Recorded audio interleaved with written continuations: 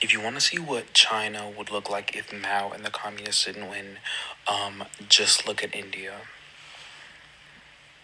Do with that information what you will. Implicit slander against the world's largest multiracial democracy aside, yes, India is a lot poorer than China is right now. They also have wildly different histories, so not a very materialist analysis coming from this Marxist. But if we want to talk about what China would be like if they weren't communist, why don't we look at the people that the communists were fighting and how the place that they governed turned out? It was, of course, Chiang Kai-shek and the KMT that fought against Mao and the communists. The KMT lost and fled to Taiwan, which is where they governed. The KMT is no longer in power in Taiwan because Taiwan is a democracy now. Can't really say the same thing about China, but they were in power for quite a long time. So let's compare how Taiwan and China turned out. Taiwan has a dramatically higher GDP per capita than China. Taiwan has a higher life expectancy than China. And this one will really burn the communists, but Taiwan actually has lower wealth inequality than China. People love talking about how China has high-speed rail because the United States doesn't, which is embarrassing, but Taiwan also has high-speed rail. They obviously don't have as much because it's a much smaller place, but they have a very nice high-speed rail system. Now, I can already hear it. Taiwan is only rich because it's so much smaller and gets support from the United States. In terms of size, Taiwan has about 23 million people. About the same size as North Korea, and I'm sure communists don't want us to make that comparison. In terms of economic support, yes, the United States does do a lot of business with Taiwan, but Taiwan's largest trading partner